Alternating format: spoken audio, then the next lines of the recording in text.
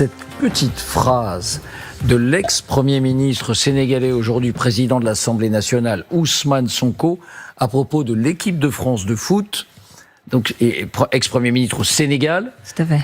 Donc on lui pose la question Sénégal-France, pour qui êtes-vous?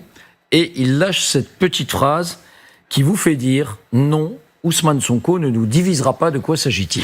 J'ai envie de dire, au secours, les identitaires de toutes les tendances sont de retour et l'objet de leur fantasme, eh bien, c'est l'équipe de France. Alors oui, l'équipe tricolore va affronter ce soir le Sénégal. Et j'insiste, c'est l'équipe des joueurs français.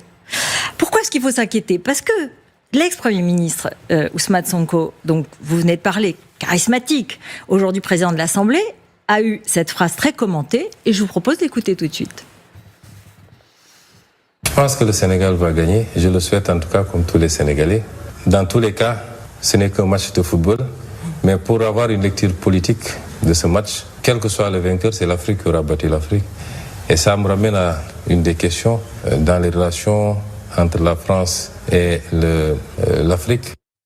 Alors voilà, c'est une interview d'RFI et France 24. C'est l'Afrique qui aura battu l'Afrique. De toute façon, c'est l'Afrique qui gagnera ce soir. Donc il évoque les origines de certains joueurs de l'équipe de France. Voilà, et donc c'est une forme de la revanche des anciens colonisés africains sur la France qui se déroulera ce soir parce que de toute façon ils gagneront. Bon, alors là-dessus, moi j'ai un peu de mal parce que j'ai envie de dire qu'il est tout à fait normal d'être fier de ses racines, de ses parents, de sa culture d'origine, mais qui est une beauté du modèle français.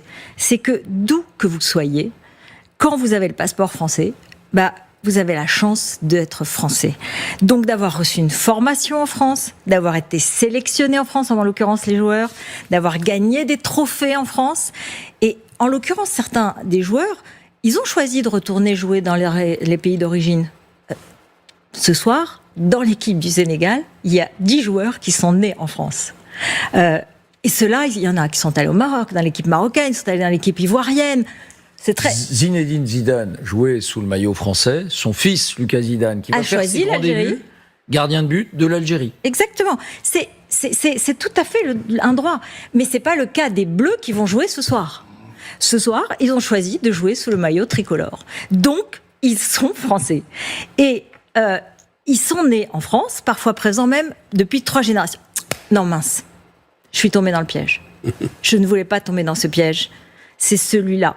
C'est ce jeu-là dans lequel on veut nous emmener. Je ne veux pas. C'est-à-dire aller chercher les origines et aller chercher de qui vous êtes et quand vous êtes arrivé, comment... Non. En même temps, Ruth, c'est beau les origines.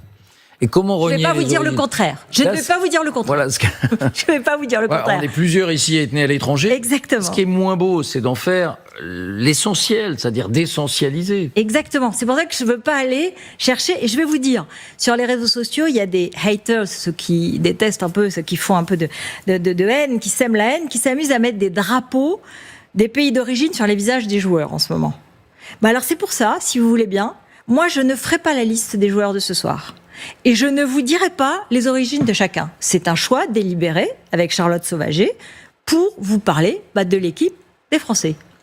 Alors, l'essentialisation, elle me choque parce qu'elle vient de ce camp décolonial, mais elle me choque aussi parce qu'elle vient aussi de l'extrême droite. Et on retrouve cette tenaille infernale. Mais non, mais je vais vous dire, c'est un cadeau pour l'extrême droite. C'est ça le problème. C'est qu'elle nourrit l'extrême droite. Parce que si vous voulez savoir, Éric Zemmour, par exemple, le 3 juin dernier, il n'y a pas longtemps, il a dénoncé un football français globalement devenu, selon lui, un espace où la jeunesse arabo-musulmane a chassé les petits blancs. Et il parle de l'équipe de France en des termes en parlant disant qu'elle ne représente pas la réalité de la France.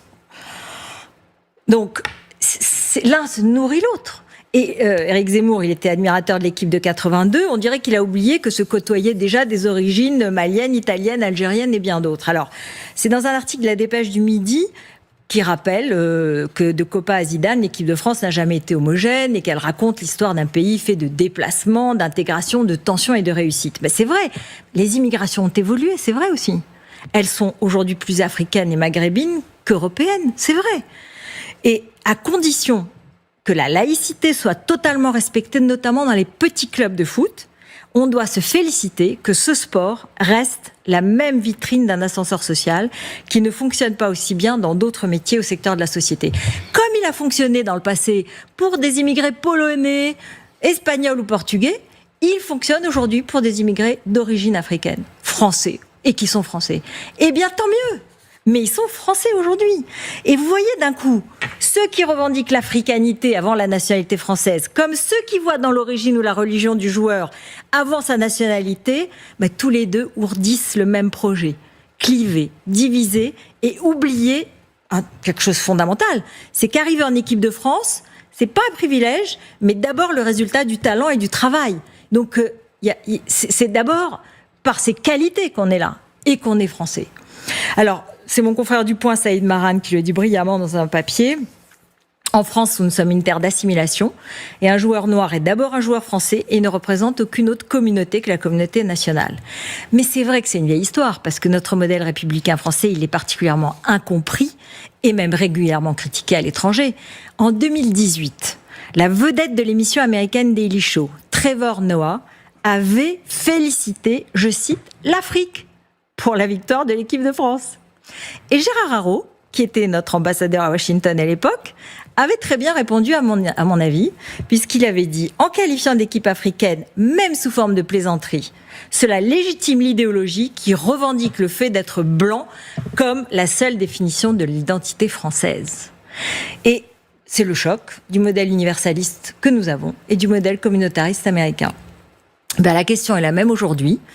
Un identitarisme qui nourrit l'autre et vice-versa. Alors moi je dis résistons-y, applaudissons les Bleus, mais restons bien sûr fair-play avec tous leurs adversaires.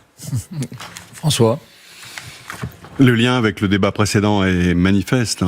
C'est vrai que sur ces questions d'identité française, entendues comme vous et Saïd Maran, c'est-à-dire creuset de l'assimilation, et puis de laïcité, sont des notions malmenées, difficiles à expliquer, peu comprises et surtout critiquées de plus en plus, et comme vous l'avez dit très finement, de part et d'autre. Parce que finalement, les deux critiques, celle de notre responsable politique sénégalais et puis celle de l'extrême droite, sont les mêmes.